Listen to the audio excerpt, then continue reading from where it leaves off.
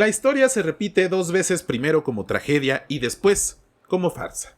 Una frase escrita por Karl Marx allá por mediados del siglo XIX, que cada que vemos que un evento se repite a lo largo de la historia de maneras a veces chuscas, pues la traemos a colación.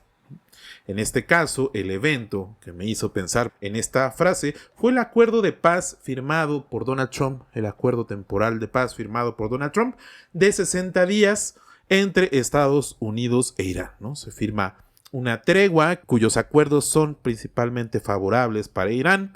Luego, después de días y días en los que observamos que Estados Unidos atacaba con bombas y no logra ni mermar la capacidad armada de Irán, ni tampoco hacer que caiga el gobierno iraní. En ese sentido, este acuerdo de paz está siendo señalado como una especie de tumba simbólica para el presidente naranja de Estados Unidos. Y aquí hay que reconocerle a Andrés Manuel López Obrador que de las pocas veces que ha vuelto a la vida pública de manera temporal en los últimos años, desde su retiro allá en la chingada en Palenque, Chiapas, pues dos de ellas se ha dirigido de manera directa e indirecta al presidente Donald Trump, diciéndole que no caiga en las recomendaciones de lo que él llamó en primer lugar halcones, cantos de sirena y en segundo lugar pues buitres directamente, ¿no? Seguramente él pensando en tres actores por lo menos, Marco Cruz, J.D. Vance y Benjamin Netanyahu, quienes hoy son protagonistas de este desmán a nivel diplomático que está ocurriendo hoy luego de la firma del Tratado de Paz de 60 días de Donald Trump. Y es que en un principio lo que se observó como un mecanismo de fortaleza, una táctica política que podría ser digna de un genio, que fue sumar a sus antiguos adversarios dentro del conservadurismo norteamericano como sus secuaces. Por un lado J.D. Vance, por el otro Marco Rubio, quienes durante el primer mandato y durante muchos años fueron críticos y fueron opositores dentro del republicanismo a Donald Trump y dentro del conservadurismo, por supuesto. Y hoy son los llamados halcones que influyen de manera directa en la Casa Blanca, ¿no? Quizás ante el problema desatado luego de la firma de este tratado de 60 días, comiencen a actuar de manera cada vez más independiente a Donald Trump. Y es que J.D. Vance, de hecho, no acude a la firma de la ratificación del entendimiento con Irán. Me parece que no acude, que cancela esta reunión después de conocer la postura de Israel, que se manifestó a través del ataque que llevan en contra del Líbano. Lo que de hecho forma parte del Tratado de Paz de 60 días, pues una de las condiciones es que no iban a haber más ataques por ninguno de los frentes, incluyendo el de Israel en contra del Líbano. Luego a J.D. Vance se le ve en una conferencia de prensa haciendo una réplica dirigida a algunos miembros del gabinete de Bibi, como se le conoce por sus amigos a Benjamin Netanyahu, por sus abiertas críticas al presidente y a su política exterior. Dijo, de hecho, que Trump había sido el único líder que se había mostrado comprensivo frente a Israel en el mundo. Por su parte, Marco Rubio pues mostró su cara de incomodidad mientras Donald Trump firmaba este acuerdo, quizás cansancio, quizás molestia. Al mismo tiempo que, de hecho, parece recibir el respaldo de las autoridades israelíes, en contraste con el propio J.D. Vance y a Trump, a quienes han señalado estos críticos dentro del gabinete de Bibi como cobardes. Esto por lo que se ha visto a través de una cuenta de Twitter que se llama Mossad Commentary, que tiene la palomita azul, ¿no? Desde que Elon Musk posee esta red social, que ahora se llama X, anteriormente se llamaba Twitter, pues es imposible saber que esta palomita azul nos refiere a alguna autoridad, ¿no? En general, los organismos de gobierno, de hecho, se ponen con palomitas grises. Sin embargo, pues sabemos de la guerra mediática y la guerra en redes que llevan a cabo grandes sectores de defensa de Israel dentro de las redes sociales como X y otras, ¿no? En esta cuenta se comparte la foto de Marco Rubio señalando que es un hombre con integridad, incómodo a lo que está firmando su jefe, ¿no? Dice, esta es la cara de un hombre con integridad. Él luce derrotado y es entendible.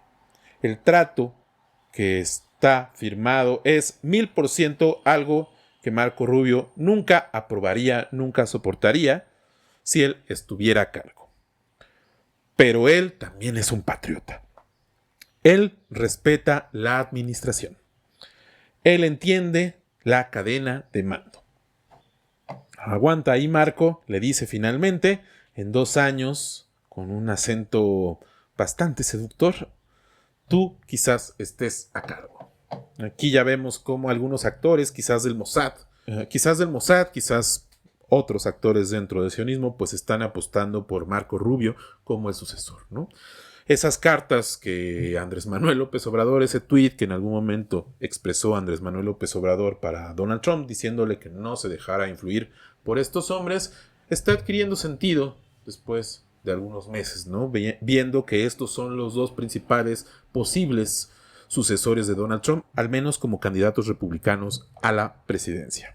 En cuanto al acuerdo firmado en Versalles en este 2026, tendremos que admitir que su peso fue básicamente nulo, ya que Israel atacó al Líbano apenas a unas horas después de haber firmado este acuerdo. Y es que Israel desde el principio se ha opuesto a la firma de estos acuerdos que hablan en nombre de Israel, donde Estados Unidos termina diciendo que parte de los acuerdos van a ser respetados por el propio Israel.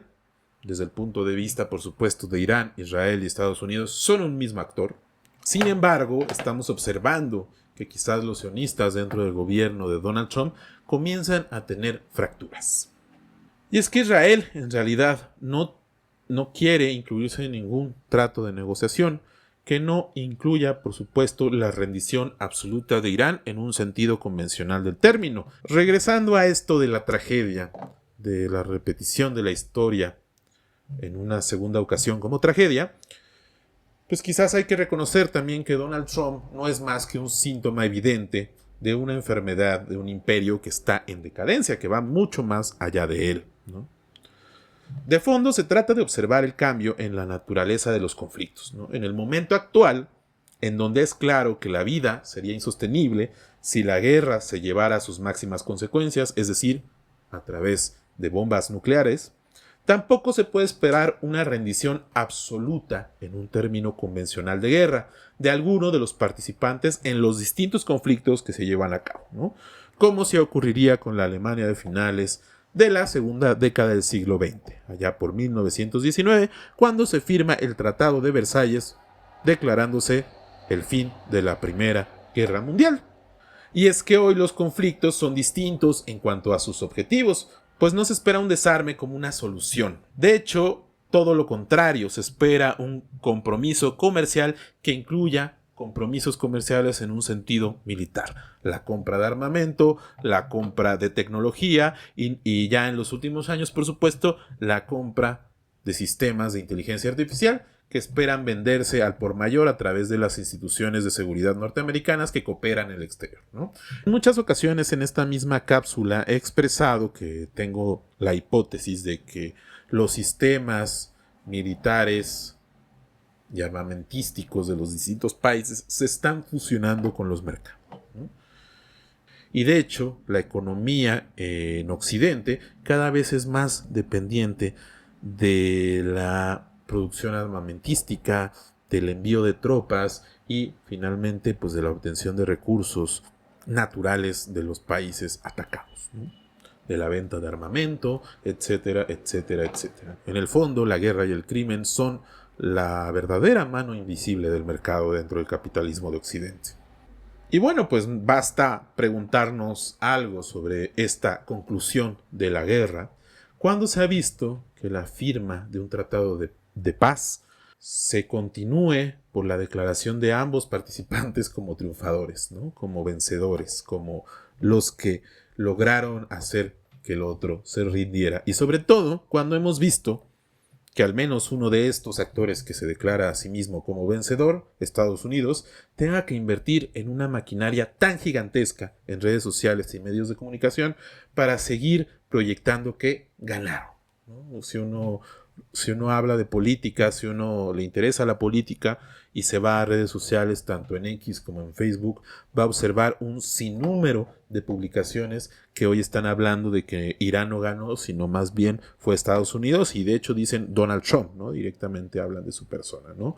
Hay una maquinaria en el Honduras Gate, hay una maquinaria en N cantidad de momentos históricos. Sin embargo, hoy se está utilizando precisamente para proyectar un triunfo falso de Estados Unidos sobre Irán, ¿no? Sin embargo, pues observamos, a pesar de que este imperio estadounidense esté en decadencia, también observamos cómo los magnates de las guerras, cómo los magnates de las armas han aprendido a utilizar esta forma de violencia y terminar chantajeando al mundo con su infalible poder, a veces nuclear, ¿no? Parte de esto lo hacen a través de estas guerras llamadas indirectas, ¿no? Como son las guerras proxy, las guerras permanentes y las guerras económicas, ¿no? Que a partir de usos no bélicos convencionales se lleva a cabo la eliminación del enemigo, ¿no? En el caso de la guerra proxy se utilizan actores terceros que pueden ir desde grupos de sicarios hasta grupos de mercenarios. Y en el caso de la guerra económica, pues se aprieta sobre todo a través de sanciones, como lo que ha ocurrido durante todos estos años con Cuba y se ha incrementado en estos últimos días para presionar al régimen cubano. Y es que gran parte de las diferencias entre lo que ocurría en la Europa occidental del siglo XX, de principios del siglo XX, y lo que ocurre hoy, es que los poseedores del capital y dueños de la guerra van a buscar hacer todo lo posible, exceptuando la extinción de los ejércitos, como sí ocurrió con la Alemania de aquel entonces. E igualmente tampoco buscarán la disminución de su participación dentro de la compra-venta en el mercado de los complejos industriales militares como motores de la economía. Sin embargo, pues esto entra en contradicción, ¿no? Esta capacidad cada vez más evidente, cada vez más embustera, cada vez más cínica de los grandes magnates de la guerra, que hoy se ve liderada principalmente por los grandes magnates de la inteligencia artificial, como Elon Musk, como Palantir, ¿no? Como Amazon, como todos estos sistemas de compra-venta de información, inteligencia y productos. Sin embargo, pues sí, existe también un cambio dentro de la propia sociedad norteamericana, ¿no? Y de hecho es que existe hoy una serie de actores que se organizan para hacer anti-establishment, para protestar por las políticas migratorias, entre todas las políticas en contra de la clase trabajadora que hoy se llevan a cabo por el gobierno de Donald Trump. Entre ellos, varios de los cuales son tradicionalmente aquellos que suelen abrazar al poder y sobre todo a los poderes conservadores de los republicanos. Es decir, no solo existe esta gran narrativa progresista de no kings, ¿no? Sino que existen múltiples actores, algunos de los cuales se suman a las protestas de no kings, que anteriormente no nos hubiéramos imaginado que se pusieran en contra de un actor conservador, racista, etcétera, etcétera. Y es el caso, por ejemplo, de los veteranos y militares que hoy se oponen a Trump y a la guerra en Irán, ¿no? Gran parte de los veteranos hoy se están pronunciando en contra de Donald Trump y de su política exterior, no solo a través de redes sociales, sino directamente de protestas, muchas de las cuales han sido reprimidas, ¿no? Igualmente, grupos de policías o autoridades locales, ¿no? Muchos de los cuales pueden ser desde alcaldes hasta actores como bomberos, ¿no? Quienes se oponen a las redadas migratorias, ¿no? Y terminan a veces incluso enfrentándose al propio ICE, ¿no? Igualmente también algunos de los que hoy son anti-establishment son los mismos republicanos, quienes terminan muchas veces siendo excluidos dentro de su partido por oponerse a Donald Trump como figura máxima del republicanismo, ¿no? Y finalmente, otros que hoy se oponen al régimen de Donald Trump son católicos o miembros de cultos religiosos. Es el caso de la oposición de Texas, que posiblemente le llevará a perder a los republicanos un territorio considerado tradicionalmente como parte de este partido. La oposición que es liderada por un religioso tejano, según él, de 8 generaciones, presente en Texas, ¿no? Su familia llegaría incluso cuando Texas aún era parte de México. pero también es un líder cristiano muy reconocido en su comunidad, ¿no? Entonces resulta que un líder religioso, un líder considerado tradicionalmente como conservador, va a ser quien haga perder en las próximas elecciones a Texas, un territorio tradicionalmente conservador de Estados Unidos. Quizás este carácter atípico de los movimientos que hoy se oponen a Donald Trump nos enseñe a mucha de la izquierda en Latinoamérica que el cambio no va a venir necesariamente de aquellos grupos más radicales de izquierda, sino de las múltiples facetas que hoy muestra la clase obrera, ¿no? Que puede incluir de maneras quizás cuestionables a los militares, por ejemplo, ¿no? O que puede incluir a los policías, ¿no? También pienso, hablando de este pensamiento que tenemos sobre los militares desde la izquierda mexicana, pienso en lo que hace Gustavo Petro por su parte, ¿no? Él, a diferencia de el presidente AMLO, sí quiso hacer un movimiento de democratización dentro de las Fuerzas Armadas, algo que empezó a tener cierto impacto, pero que también tiene mucha oposición, ¿no? Esto lo ha llevado a recibir también el apoyo de muchos mandos medios y rasos del ejército, ¿no? Es bastante interesante lo que está pasando allá. Al fin y al cabo, los ejércitos, los miembros de los ejércitos y las policías también son actores políticos. Y también hay que preguntarnos qué va a pasar con ellos. Y eso me lleva a pensar en México, ¿no? ¿Qué es lo que va a pasar con México luego de que vemos que un Israel cada vez es más autónomo, que un Estados Unidos es cada vez menos presente en el mundo? Y si bien creo que en México estamos muy al tanto de un conflicto que se visibiliza mucho a través de medios de comunicación, que es la guerra contra las drogas, ¿no? Pues en realidad no hay un consenso sobre lo que significa esta guerra contra las drogas. Por un lado está la derecha, ¿no?, que piensa que Estados Unidos realmente está enfrentando a los cárteles de la droga, y por el otro lado están la gente crítica, la gente de izquierda, que sabemos pues que esta guerra contra las drogas no ha sido históricamente en contra del narcotráfico, sino principalmente en contra de los pobres en nuestro país, ¿no? Si hoy buscan incrementar la presión a través de la guerra contra las drogas, las consecuencias va a ser una presión sobre las clases más bajas, como lo vemos de hecho ya en espacios, por ejemplo en Guerrero, ¿no?, donde recientemente sabemos que ha habido muchos ataques por parte de los ardillos a poblaciones enteras utilizando justamente dron, el juguete favorito que hoy se ocupa en las guerras de Occidente, el juguete por el cual supuestamente unos agentes de la CIA vinieron a entrenar a los policías y que finalmente termina siendo utilizado por el crimen organizado, ¿no? Y eso pues me lleva a hacer una crítica, ¿no? Sabemos pues que hay un conflicto con Estados Unidos, pero no entendemos cuál es el papel de otros actores como por ejemplo, por supuesto, Israel. Este conflicto, este posible conflicto que tendríamos con Israel resulta quizás más peligroso que el que mantenemos con Estados Unidos. Quizás ahora sea meramente ideológico, lo visible sea meramente ideológico y de control de narrativas, es decir, es una guerra mediática y quizás en algún sentido pues también económica.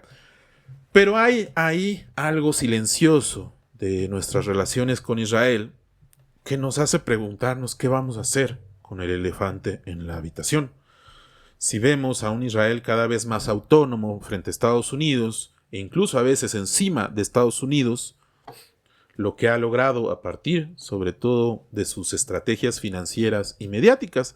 Dentro de estas estrategias también incluye, por supuesto, las llamadas honey trap contemporáneas, que son básicamente la participación en redes macro criminales transnacionales, ¿no?, que nos depara a México, ¿no? Y por supuesto me refiero, por ejemplo, a la honey trap de la isla de Jeffrey Epstein, que básicamente era la invitación a participar dentro de una red de trata de personas, ¿no?, que pues tenían fines muy perversos, que quizás lo mediatizamos mucho y lo vemos desde el lado muy morboso, pero al fin y al cabo se observa cómo Israel está dispuesto a dirigir redes macrocriminales con la finalidad de extorsionar a gente como Donald Trump, a gente como J.D. Vance, a todos estos actores, ¿no? Hoy en día Israel ya marcó postura aparentemente por Marco Rubio, quien, por cierto, tiene un excuñado que participó dentro del narcotráfico, que hoy cumple que hoy cumple una condena por narcotráfico, ¿no? Entonces,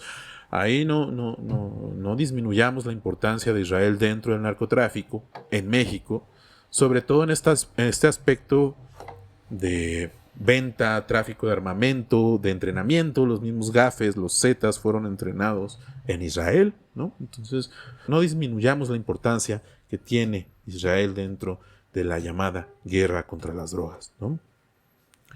Y de hecho, dentro de la lista Epstein, conviene recordar, hay un caso de un capo de Sinaloa que presuntamente habría estado buscando salirse de la pelea de la guerra contra las drogas en México de la mafia a través de estos agentes israelíes. Imagínense si es el caso de que la isla Epstein represente una honey trap contemporánea de Israel hacia el mundo y que ellos tengan la solución para que los capos de la droga tengan una impunidad absoluta, el peligro que representa que nosotros continuemos con esta absurda guerra contra las drogas. Por supuesto, esta guerra contra las drogas le hace la inversión infinita por parte de empresas extranjeras para la seguridad, como ya está ocurriendo, por supuesto, en El Salvador, como ya está ocurriendo en Argentina y como esperan que ocurra con nosotros.